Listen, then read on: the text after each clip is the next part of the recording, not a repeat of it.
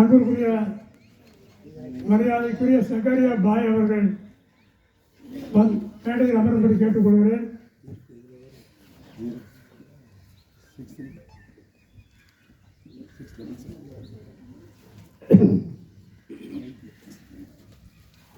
மரியாதைக்குரிய சேபுதுரை பாண்டியன் அவர்கள் மேடையில் வந்து 2 வார்த்தை பேசுங்க சார்.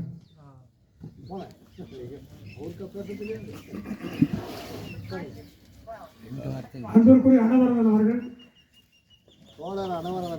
மேடைக்கு வந்து அமரும்படி கேட்டுக்கொள்கிறேன். வழக்கறிஞர் மரியாதைக்குரிய ஏபி நீலமேகவண்ணன் அவர்கள் மேடைக்கு வந்து அமரும்படி கேட்டுக்கொள்கிறேன். அன்பிற்குரிய சண்முக சுந்தரம் அவர்களை மேடையில் அமர்ந்து கருத்துரை வழங்க வேண்டிய அழைக்கிறேன். எல்லாவற்றிற்கும் மேலாக தலைவர் நல்லகண்ணு அவர்களை பற்றி எங்களுக்கெல்லாம் தோழர் என்ற வார்த்தை வராது. சிறப்பாக செய்திகளை சொல்ல வேண்டும் என்றால் இங்கே எல்லாரும் சொல்வார்கள்.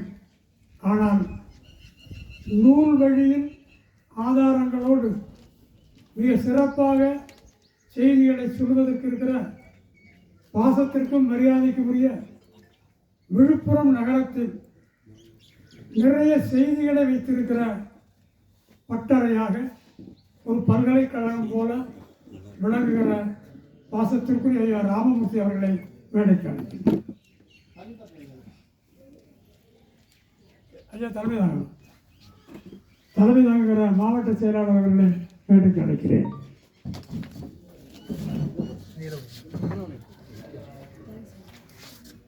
இனி ஒலிபெருக்கிய உங்கள் கையில் தந்து விடுகிறேன்.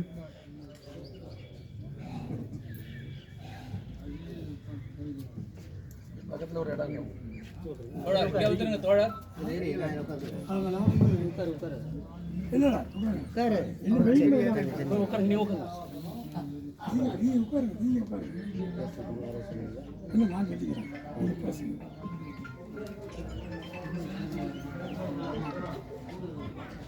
அன்புக்குரிய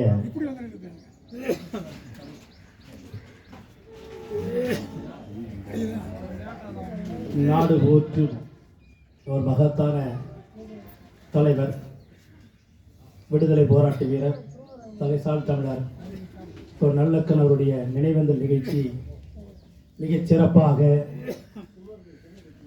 வழிநடத்தக்கூடிய நம்முடைய பெரியவர் நாஞ்சில் ராஜேந்திர அவர்களை இந்த நிகழ்ச்சியிலே கலந்து கொண்டு சிறப்பித்து தந்து கொண்டிருக்கிற கவிஞர் பெருமக்களை, வழக்கறிஞர்களை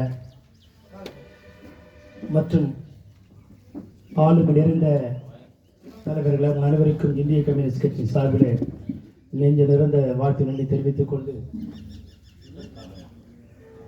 உண்மையிலே இந்த நிகழ்ச்சி பங்கேற்று பூரிப்படைகிறேன், மெய்சிலிருக்கிறேன், மகிழ்ச்சி அடைகிறேன். ஒரு இடதுசாரி இயக்கத்தில் வாழ்ந்து மறைந்து இருக்கக்கூடிய பல தலைவர்கள் இருக்கிறார்கள். அப்படிப்பட்ட தலைவர்களுக்கு வெகு மக்கள் போற்றுகிற வகையில் பெரிய தலைவர்கள் யாரும் இல்லை இந்திய மண்ணில் கூட.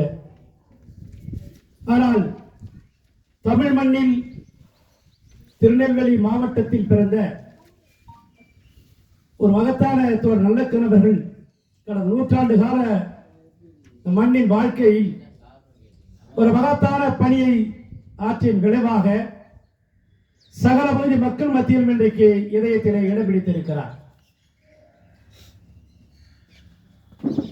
நல்லக்கண்ணை பற்றி நான் அதிகம் சொல்வதற்கு ஒன்றுமில்லை. அவர் வழிகாட்டிய இயக்கத்தினால் இருந்தாலும் கூட செங்கொடியை பின்பற்றி களவாடிய தோழர்கள் விட ஒரு தியாகத்தில நல்லக்கணவர்களை நன்கு புரிந்து உணர்ந்து இங்கே கவிஞர்கள் தன்னுடைய கவிதைகளிலே கருத்துக்களை பதிவிட்டு இருக்கிறார்கள். அந்த கவிதைகளை நான் படித்து பார்த்து பெருமிதம் அடைகிறேன்.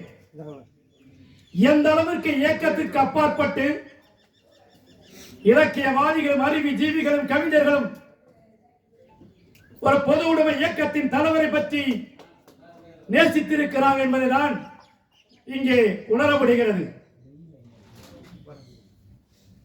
நல்லக்கண்ணு வரலாற்றை அவருடைய பாணியிலே அவருடைய கருத்துக்களிலே அனைத்து கருத்துக்களையும் இங்கே உள்வாங்கி கவிதையிலே கொண்டு வந்திருக்கிறார். ஒரு மனித வாழ்க்கை என்பது பிறப்பு இறப்பு இயல்பானது. வாழ்கிற காலங்களில் நடக்கக்கூடிய வாழ்க்கை தான் ஒரு மகத்தான வாழ்க்கையை என்பதை உணர்த்தியிருக்கிறார் தியாகச்சீலர் நல்லக்கணவர்கள். நான் அனைத்து இந்திய இளைஞர் மன்றத்தில் முதல் படியெடுத்து வைக்கிற பொழுது நான் பெங்களூர் மாநகரில் தனியார் தட்டச்சு வழிநீக்கும் கம்பெனியில் பணியாற்றியவன். 1989 எனக்கு அந்த தனியார் நிறுவனத்தில் கிடைத்த சம்பளம் என்பது 13,000 ரூபாய். விடுமுறை காலங்களில் நான் கிராமத்திற்கு வந்திருந்த போது அங்கே நடந்த அடிப்படை மக்களுக்கான பிரச்சனை உரிமைகள் இளைஞர்கள் ஒன்று கூடி அது போராட்ட வடிவமாக திட்டமிடுகிற போது அனைத்து இந்திய இளைஞர் பெருமன்றம் என்கிற பெயரால் நானும் இணைக்கப்பட்டேன், திணிக்கப்பட்டேன். எங்கள் குடும்பத்தில் அரசியல் என்பது கிடையாது, அரசியல் வாழ்க்கை என்பது கிடையாது. அப்படிப்பட்ட நான் மெல்ல மெல்ல இளைஞர் பெருமன்றத்தை இயக்கத்திலே இணைந்தேன். இணைந்தும் கூட ஓரிரு ஆண்டுகள் வரை கம்யூனிஸ்டுகளுக்கு பிடிக்காது, எங்கள் குடும்பத்திற்கே பிடிக்காது, அது சாத்தான் கட்சி என்று சொல்கிறார்கள். நான் இளைஞர் பெருமன்றத்திலே இருந்து கொள்கிறேன், கட்சிக்கு வர இயலவில்லை என்றுதான் உங்களை கணக்கு வரும் அனைவருக்கும் தெரிந்த தலைவர் சுரேஷ் மோகன் அவர்களிடத்திலே கருத்தை பதிவு செய்தேன். புன்னகைத்து இளைஞர் மன்றத்திலே இரு என்று சொல்லிவிட்டார். காரணம், நான் ஒரு கிறிஸ்தவர் குடும்பத்திலே பிறந்ததால் அரசியல் ஒரு நெருப்பாக பார்த்தார். ஆனாலும் இளைஞர் பெருமன்ற போராட்ட வாழ்க்கை என்பது மெல்ல மெல்ல என்னுடைய வேலையை இழக்கச் செய்தது, என்னுடைய வழிபாடை இழக்கச் செய்தது. பொது உடைமை இயக்கத்திலே மிகப்பெரிய சிந்தனையை செலுத்தியது. அந்த காலகட்டத்தில் தான் நல்லக்கரவர்கள் மாநில செயலராக விழுப்புரம் வருகிற போது நான் மாவட்ட அலுவலகத்திலே ஒரு மூலையில உட்கார்ந்து இருக்கிறார். எனக்கு தெரிந்த பெரிய தலைவர் எல்லாம் தோழர் சுரேஷ் மோகன் தான். தோழர் நல்லக்கனை பார்த்து நான் கடுகளவும் பொருட்படுத்தவில்லை. கிட்டத்தட்ட 1 மணி நேரம் நான் சுரேஷ் மோகனோடு பேசிக் கொண்டிருக்கிறேன். நல்லக்கணவர்கள் ஒரு நாற்காலியில் உட்கார்ந்து படித்துக் கொண்டிருக்கிறார். என்னுடைய அரசியல் சந்தேகங்களை விவாதித்துக் கொண்டிருக்கிறேன். அப்பொழுது கூட நல்லக்கண்ணு இங்கே இருக்கிறார் என்று சுரேஷ் மோகன் சொல்லவில்லை. நான் கேட்கக்கூடிய கேள்விகளுக்கு பதிலளிக்கிறார். அப்பொழுது கேட்டேன், நான் ஆன்மீகத்தில் மிக பற்றுள்ளவன், ஜபமாலை அணிந்திருக்கிறேன். இந்த கம்யூனிஸ்ட் கட்சிக்குள் வந்தால் இந்த ஜபமாலையை கழட்ட வேண்டியதாக இருக்குமா? கேள்வி எழுப்பிற போதுதான் ஜபமாலையை போட்டுக்கொள், அது பெரிதும் பெரிய விஷயம் அல்ல, நீ மக்களத்தில் சென்று களப்பணியாற்றி என்று சொல்லிவிட்டு சுரேஷ் மோகன் நல்லக்கணவரை பார்த்து புன்னகைத்தார். அப்போதுதான் சொன்னார், நல்லக்கண மாநில செயலாளர் அவனை சொல்லுவான், இளைஞர், துடிப்பு மிக்க இளைஞர் இயக்கத்தை தேடி வந்திருக்கிறார், ஜபமாலை கழட்டுவதா வேண்டாவா என்று கேள்வி இருக்கிறார் என்று நல்லக்கணவரை கேட்கிறார். அவரும் புன்னகைத்தார். நான் பிரமித்து போனேன். ஒரு மகத்தான தலைவர் எளிமையாக நாற்காலிலே உட்கார்ந்து படித்துக் கொண்டிருக்கிறாரே, ஒரு மாநில செயலாளர். சற்று அதிர்ந்து போனேன். எளிமையின் சிகரமாக இருக்கிறார். நான் இயக்கத்திற்கு வருகிற பொழுது ஒரு நகரத்திலே இருக்கக்கூடிய இளைஞன் எப்படி இருப்பார், அதுவும் பணியிலே இருக்கக்கூடிய இளைஞன் எப்படி இருப்பார்? ஒரு லக்ஸரி டிரெஸ் கோடோடு நான் இந்த களத்திற்கு இந்த இயக்கத்தில் இணைத்துக் கொண்டேன். பேண்ட், ஷூட், கோட் அத்தனையும் அணிந்து இயக்கத்திலே நான் களமிறங்கினேன். அப்போது நல்லக்கண்ணை போன்ற தலைவர்கள், சுரேஷ் மோகனை போன்ற தலைவர்களை நான் பார்த்து பார்த்து எளிமைதான் நம்முடைய வாழ்க்கையை தீர்மானிக்கிறது, எளிமைதான் உயர்த்துகிறது என்பதை உணர்ந்தேன். அப்போது சுரேஷ் மோகனை பார்த்து நான் மணிவான பார்வையை பார்த்தவன், ஒரு மகத்தான உயர்ந்த தலைவராக சுரேஷ் மோகனை ஏற்றுக்கொண்டேன். அது நிர்பந்தம், வேறு வழி கிடையாது. எளிமையை தவிர்த்து, தூய்மையை தவிர்த்து, நேர்மையை தவிர்த்து மனிதனாக யாரும் வாழ்ந்த முடியாது என்பதை அங்கு இலக்கணமாக 1996 ஆண்டு நான் ஏற்றுக்கொண்டேன். அப்போதுதான் நம்முடைய அனவரன் போன்ற தலைவர்களை நான் பார்த்தேன், இடதுசாரி கட்சி தலைவரை பார்த்தேன். அப்போது எனக்கு சிறு வயது, புரியாத பருவம். ஆடைகளை பார்த்து இவர்களெல்லாம் பஞ்ச பராதி கூட்டமா, நல்ல ஆடை போடுவதற்கு தகுதி இல்லையா, அப்படி நான் எனக்குள்ளே ஏளனமாக நினைத்தேன். அனவரவர்கள் மிகப்பெரிய ஆளுமையான எரியீட்டிய போல பேசக்கூடிய பேச்சாளர், ஆனால் எளிமையாக இருக்கிறாரே. அதனுடைய இலக்கணம் தான் இயக்கத்திற்கு வந்த பிறகு புரிகிறது. இயக்கத்தின் களப்போராட்டத்திலே பாடமாக இவர்களை நான் பின்பற்றி இன்றைக்கு கம்யூனிஸ்ட் கட்சியுடைய மாவட்ட செயலாளராக இன்றைக்கு பொறுப்பேற்று செயல்படுகிறேன். ஏன் எளிமை சொல்லுகிறேன்?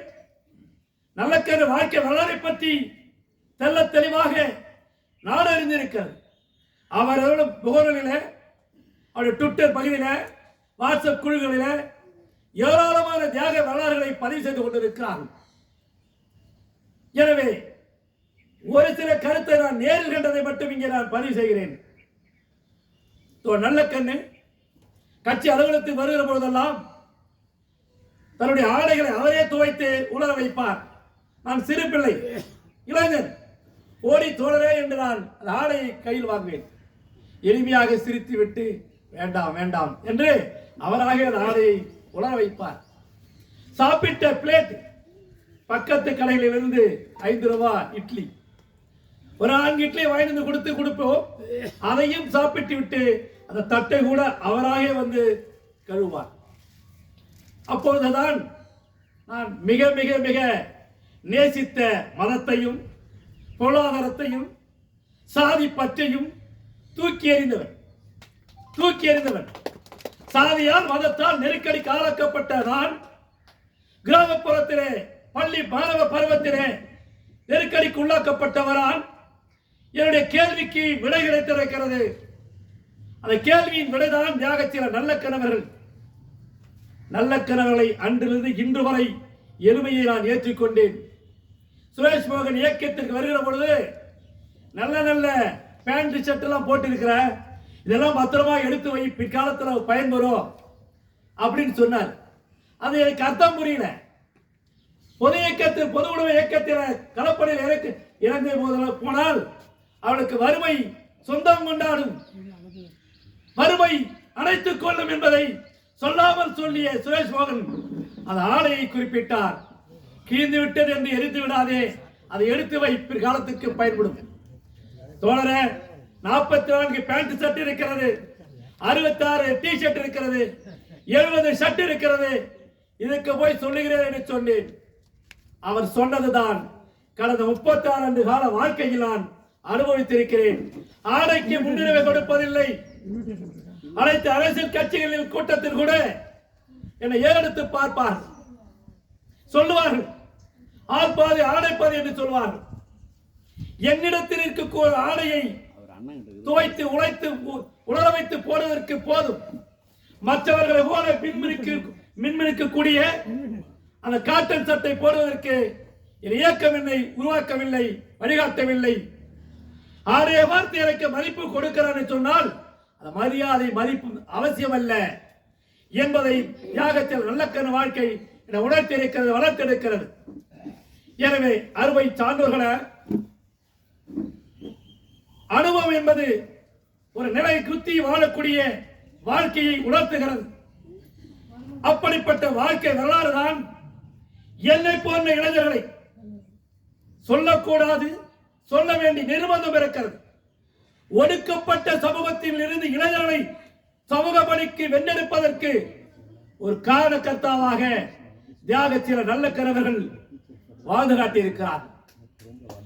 களத்திற்கு செல், மக்கள் பணியிலே களமாடு, மக்கள் தலைவராக உருவெடு என்று வழிகாட்டியவர் நல்லக்கரவர்கள். எனவே புகைப்படத்தை நோக்கி முகம் காட்டாதே. புகைப்படத்தை கேமராவை பார்த்து முகம் காட்டினால் மக்கள் மத்தியிலே பதியாது. கிராமப்புற ஏழையில மக்களுக்கு குடிநீர் இல்லையா, தெரு வசதி இல்லையா, கல்வி வசதி இல்லையா, பாடசாலை இல்லையா? அடிப்படை உரிமைகள் அரசியல் சட்டம் வகுத்திருக்கிறது. அரசியல் சாசன சட்டத்தை மறுத்து மீறி எவர் மறுக்கிறாரோ அவன்தான் நமக்கு எதிரி. கிராமப்புறத்தில் ஆதிக்க சக்தி அதிகார வர்க்கங்களும் எதிரி. சென்று களமாடு என்று மெல்லிய குரலிலே எங்களுக்கு வகுப்படுத்தார். அதுதான் இன்றைக்கு என்னை போன்றவர்களை அரசியல் தலைமைக்கு உயர்த்தி களமாட வாய்ப்பு தந்திருக்கிறது. எனவே இன்றைக்கு நாங்குநேரில் பிறந்து சர்வதேச அளவில், இந்திய அளவில் ஒரு மகத்தான செல்வாக்கு என்பது பொருளாதாரத்தில் அல்ல, நேர்மையால், அர்ப்பணிப்பால், தியாகத்தால், வீர தழுவுகளால் இந்திய வரலாற்றில் இன்றைக்கு செல்வாக்கை பெற்றிருக்கிறார் என்று சொன்னால் அதுதான் நல்லக்கண்ணு கடந்து வந்த பாதை. வாழ்க்கை வரலாறு சொல்லி இருக்கிறார்.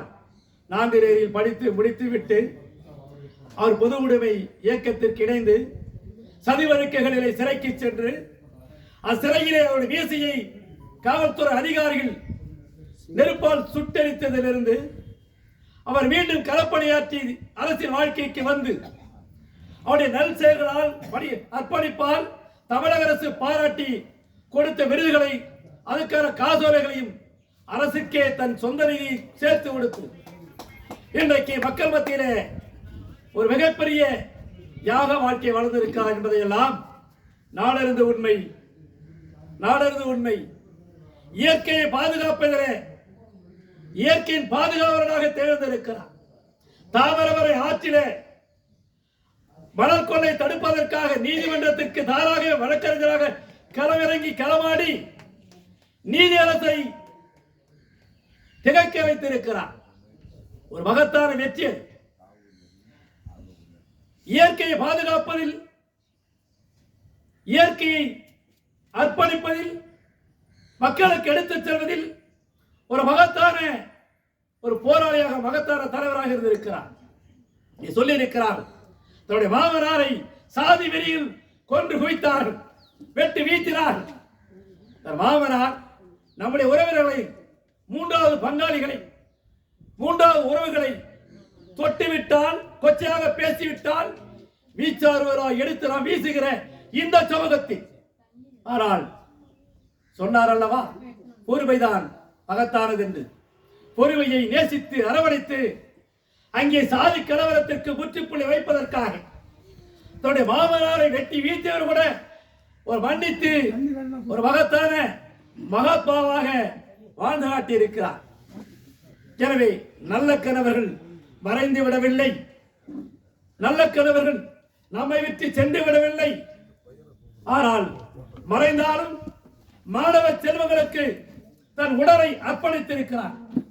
மாணவ செல்வங்கள் கல்வியிலே வளர்ச்சி பெற வேண்டும் என்பதற்கு மருத்துவ கல்லூரி மாணவர்களுக்கு தன் உடலை தியாகமாக வழங்கியிருக்கிறார். நாம், நம் சமூகம் நாம் இறந்துவிட்டால் பிறக்குழியிலே போட்டு அடக்கம் செய்துவிட்டு அதை மண்ணுக்கு சொந்தமாக்கி விடுவோம். ஆனால் தியாகச்சீலர், விடுதலை போராட்ட வீரர் நல்ல கணவர்கள் தன்னுடைய உடலை கல்லூரி மருத்துவ கல்லூரி மாணவர்களுக்கு அர்ப்பணித்திருக்கிறார். எனவே நல்லக்கூடிய வரலாறுகளை தொடர்ச்சியாக சொல்வதோடு மட்டுமல்லாமல் பல சமூக இயக்கங்கள், சமூக ஆர்வலர்கள் நல்ல வரலாற்றை கல்வி பாடத்திட்டத்திலே கொண்டு வர வேண்டும் என்று கருத்துக்களை முன்மொழிந்திருக்கிறார். தமிழக அரசு நல்ல கதை என்றைக்கும் தூக்கி எறிந்து விடாது, மறந்து விடாது, ஒதுக்கி விடாது. இன்றைக்கு மக்களுக்கான அரசாக செயல்படுவதில் தமிழக தலைவர் முதல்வர்கள் தியாகத்தில் நல்லக்கடவுளுக்கு மிகுந்த மரியாதையை செலுத்தி வருகிறார். அவருடைய இரங்கல் நிகழ்ச்சியிலே தன்னை மீறி செவ்வணக்கத்தை செலுத்தியிருக்கிறார் சொன்னால் அதுதான் தேசத்துடைய ஒரு சமூக மாற்றம் என்பதை, வர்க்க போராட்டத்துடைய வெற்றி என்பதை நாம் உணர முடிகிறது. எனவே மார்க்சியத்தையும் பெரியாரையும் அம்பேத்கரிசத்தையும் காந்திசத்தையும் ஒதுக்கி வைத்துவிட்டு சமூக மாற்றத்தை காண முடியுமா என்று சொன்னால் முடியாது. ஆனால் மார்க்சியத்தின் தாண்டி மகத்தான வெகுஜன மக்களின் பொது உடைமை சொத்தாக தியாகச்சீலன் இன்றைக்கு நிலைகுத்தி வாழ்ந்து கொண்டிருக்கிறார். நம்மை விட்டு பிரிந்தாலும் அவருடைய இறப்பு செய்தி கேட்டு நான் காலையிலே என் கிராமத்திலிருந்து நான் வருகிற பொழுது நாங்களே இரங்கல் செய்தியை பதிவிடுவதற்கு விழுப்புரம் நகரத்திலே தாமதமாகிவிட்டது. ஆனால் இயக்கத்திற்கு தொடர்பில்லாத சுமைப்பணியாளர், விவசாய மக்கள், மாணவர்கள், இளைஞர்கள் கிட்டத்தட்ட ஆரம்பாடியில் இருந்து விழுப்புரம் வரும் நெடுக அவருடைய இரங்கல் செய்தி பிளக்ஸ் பேனர்கள் பதிவு செய்திருக்கிறார். நான் வேதனை பட்டேன், வெட்கப்பட்டேன். மாவட்ட செயலராக துரிதமாக இந்த செய்தியை வெளியிட முடியவில்லையே. மின்னல் வேகத்திலே வெகு மக்கள் பதிவு செய்திருக்கிறார்களே, நாம் பின்னோக்கி இருக்கிறோம் என்று சுய விமர்சனம் மேற்கொண்டிருக்கிறேன். நல்ல கணவர்கள் இந்திய கம்யூனிஸ்ட் கட்சிக்கு மட்டும் சொந்தமல்ல என்பதை இரங்கல் செய்திகளிலே பார்க்க முடிகிறது, உணர முடிகிறது. அதைத்தான் கவிஞர் பெருமக்கள் ஒரு பொக்கிஷமான ஒரு மிகப்பெரிய ஆதாரத்தை இங்கே பதிவிட்டு இருக்கிறார். இந்த பதிவு என்பது எதிர்வரும் தலைமுறைக்கு ஆயுதமான பதிவு, எதிர்வரும் தலைமுறைக்கு பாடமாக அமைந்திருக்கிறது. யாரும் மறுத்து விட முடியாது, யாரும் ஒதுக்கி வைத்து விட முடியாது. பார்த்தேன் கவிஞருடைய கவிதைகளை பார்த்தேன், மெய்சிலிருக்கிறேன். இந்த கவிநூலை பதிவிறக்கம் செய்து அத்தனை உறுப்பினருக்கும் கொண்டு செல்வதற்கு நான் முயற்சி செய்வேன். என் பெற்றோர்களை பற்றி நான் சொல்வதை விட, என் உறவினர்கள் சொல்வதை விட, என்னுடைய மக்கள் சொல்வது, கிராம மக்கள் சொல்வதுதான் அந்த வாழ்ந்த வாழ்க்கைக்கு அர்த்தமானது என்பதை கவிஞர் பெருமக்கள் இங்கே உணர்த்தியிருக்கிறார்கள். எனவே நிறைவேந்தல் கூட்டத்தில் கருத்துக்களை பதிவு செய்ய வாய்ப்பு தந்த நம்முடைய பெரியவர் அவர் சொன்னார், நான் நேசித்தது, நான் ஏற்றுக்கொண்டது, ஒப்புக்கொண்ட தலைவர்கள் அண்ணல் காந்தி அவர்கள், இரண்டாவது கக்கன் அவர்கள், காமராசர் அவர்கள், நான்காவதாக நல்லக்கரவர்களை இதயம் ஏற்றுக்கொண்டிருக்கிறது சொன்னார். வயதை பார்த்து, தொலைபேசியிலே பார்த்து நான் இளைஞராக இருப்பேன் என்று நினைத்தேன். ஆனால் அலுவலகத்திற்கு வந்தபோதுதான் நல்லக்கண்ணு 72 வயது மிகுந்த இளைஞர்களையும் ஒரு வர்க்க போராளியாக நேசித்திருக்கிறார், உருவாக்கி இருக்கிறார் என்பதை உணர முடிகிறது. எனவே அத்தனை சான்றோர்களுக்கும் என்னை இந்த நினைவேந்தல் கூட்டத்திலே கருத்தை பதிவு செய்ய வாய்ப்பு தந்த அளவிற்கு நன்றி கூறி நிறைவு செய்கிறேன். நன்றி, வணக்கம். அனைத்து உறுப்பினர்களின் விருப்பத்திற்கு ஏற்ப முதலில் ஐயா அவருடைய திருவுருவப் படத்தை திரு சுகுமாரன் அவர்கள் தலைமையில் செயலாளர் அவர்கள்